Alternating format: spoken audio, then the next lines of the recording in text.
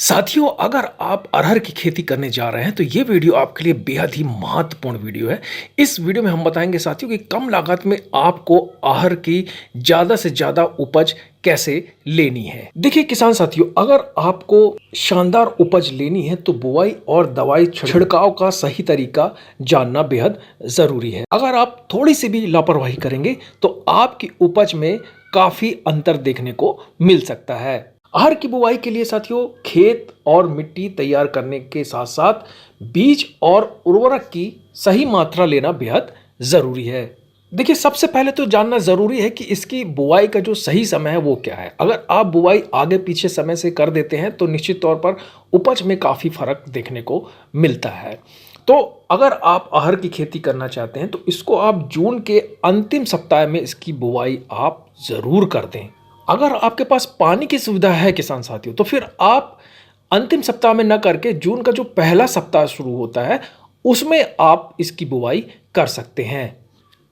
अच्छा, खेत के लिए आप ध्यान रखें साथियों कि इसकी मिट्टी जो है अरहर के लिए खारी मिट्टी नहीं होना चाहिए और पीएच मान जो है लगभग 5 से 8 के बीच होना चाहिए। साथ ही साथियों खेत हमें ऐसा चुनना है जहाँ पे जल निकासी की व्यवस्था अच्छी हो। हल्की और मध्यम जो माटी होती है साथियों वो अरहर की खेती के लिए सही नहीं मानी जाती है, तो इस बात का ज़रूर ध्यान रखें। अब साथियों बुआई कैसे करना है, उसका तरीका सही तरीका क्या है, आइए बताते हैं।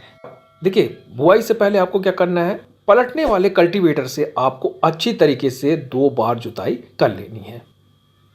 अच्छा, अगर जुताई के समय आपको समझ में आ रहा है कि मिट्टी में कीड़ा या दीमक है तो आपको क्या करना है, हेप्टाक्लोर 25 किलोग्राम लेना है, प्रति हेक्टेयर के हिसाब से आपको लेना है और खेत में मिला देना है।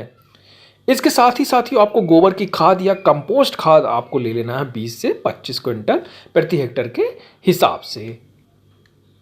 इसके बाद साथियों बीज जब हम लगाते हैं तो उसकी दूरी जो होती है वो बहुत मायने रखती है। तो आप जब बुवाई करें साथियों तो सबसे पहले तो आपको क्या करना है कि बीजों का बीज उपचार करना है और इसके लिए आपको क्या करना है, बुआई के ठीक 2 दिन पहले आपको लगभग 2.5 ग्राम आप ले लें क्या थीरम और कैप्टन आप ले सकते हैं चाहें तो, और इसको 1 किलो बीज के हिसाब से आपको उपचारित हमको करना है। देखिए साथियों इसके बाद क्या करना है, अब हमें फफूंद खत्म करना है अपने बीजों से।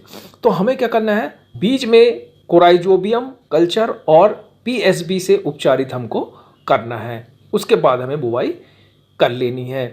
साथियों खरीफ में बीज की दूरी जो हमें रखना है वो रखना है 7 सेंटीमीटर और पौधों से पौधों की दूरी हमें 20 सेंटीमीटर रखना है।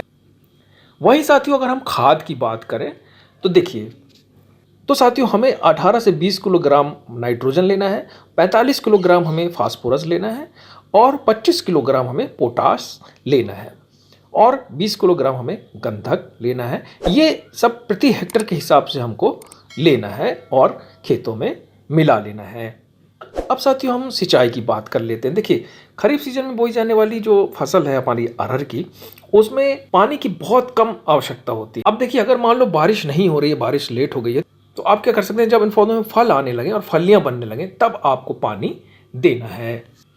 एक बात का जरूर ध्यान रखें साथ, अगर आपको अधिक उत्पादन आहार में लेना है तो फलियों का जो एक समय है जब दाना बनने लगते हैं तब पानी देना बहुत ज़रूरी है। अगर बारिश हो रही है तब तो ठीक है, और बारिश अगर नहीं हो पा रही है तो इस बात का ज़रूर ध्यान रखें कि जब दाना पड़ने लगे तब हमें पानी ज़रूर देना है। इससे उत्पादन में भारी बढ़ोतरी होती है किसान साथियों। अच्छा, अरहर की खेती में एक चीज़ और है साथियों कि अगर इसको ज़्यादा पानी मिल गया तो फिर हमें भारी नुकसान भी हो सकता है, तो इस बात का ज़रूर ध्यान दें।